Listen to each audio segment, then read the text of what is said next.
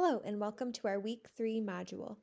I wanted to do a quick video overview of today's assignments as we have two bigger assignments coming up this week. The first is our first mini paper. This is our practice design paper. So we have learned about different practice styles and different types of feedback that can be provided during practice sessions. So this week you get the opportunity to design your own practice session, have me review it and see how you are able to apply the different practice strategies and the different feedback styles for review. Okay, so with this paper, it is not a very long paper. As long as you do the requirements that I'm going to talk about next and have it written in a narrative paper format, you should receive full credit. So the first thing that you're going to do is select an activity. It needs to be something that has a variety of motor skills associated with it, such as a sport or cooking a various dish or completing a balance program. So, for example, I'm going to choose basketball. Basketball has many different motor skills associated with it, but I am going to select 3 specific motor skills. That would be dribbling, shooting, and passing. So, in step 2, that's where you are going to describe what motor skills you're going to work on. So, dribbling, shooting, and passing would be 3 examples of motor skills that I want to include in my practice session. The third part is to describe the practice activities that are included in the motor skills that you have listed above. So you're going to choose if you want to practice these skills through blocked, serial, or random practice. When you're describing which one that you have selected, you want to use your specific activity to explain how that looks and to be able to show me that you understand what that practice method looks like. So you should have activities for all 3 methods. So for example, you want a blocked example, a serial, and a random. Finally, you're going to describe and organize how the motor skill practice activities would look in number 3 and what your teaching progression would look like. So how would this look for you?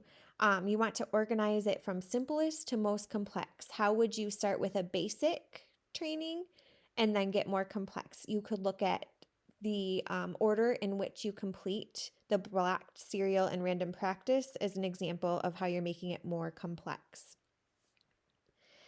Okay, so I do have 2 examples here, one of basketball and one of decorating Christmas cookies, to give you an example of what this paper will look like. Again, it's not necessarily about length. I would say 1 page or less would be absolutely sufficient. If you have any questions on that assignment, please let me know. Okay, next is our Denver 2. So this is an extremely awesome opportunity where we are going to be doing our first assessment, and this will be looking at pediatrics. Okay, so the Denver 2 is a developmental test that will screen pediatric individuals for any developmental delays. So for this, when you're looking down here, we will see where we want to print out our assessment form. So here is the actual Denver 2 assessment form. You're going to pull that up and you're going to use the videos above to be able to test the gross motor and fine motor sections. So you will take notes on your assessment form of how the individual is doing and make sure that you talk about the percentile and score the assessments.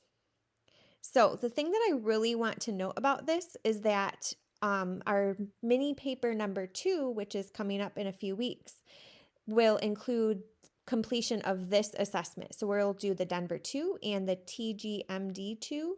And both of those assessments we will have a paper on later in the semester where we compare and contrast them. Little hint note, that means that this assignment must be completed in order for you to complete this second assignment. So make sure this is an assignment that you do not miss. All right.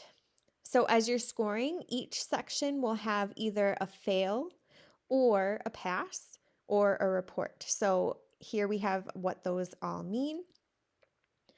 And then how you interpret them is whether they are advanced, normal, or delayed. So looking at the pass and fail rate, you will determine whether where this child scores. At the end, you will determine if they are normal or suspect. So normal means there's no delays. At most, there's one caution area, and you may retest at the next well child visit. A suspect would mean that we want to retest in about 1 to 2 weeks. If they still are in the suspect category, that would be terms for an evaluation. All right, so those are our 2 big assignments for this week. We also have a quiz over theories. So review the 2 lecture modules and complete the quiz as well. Have a great week.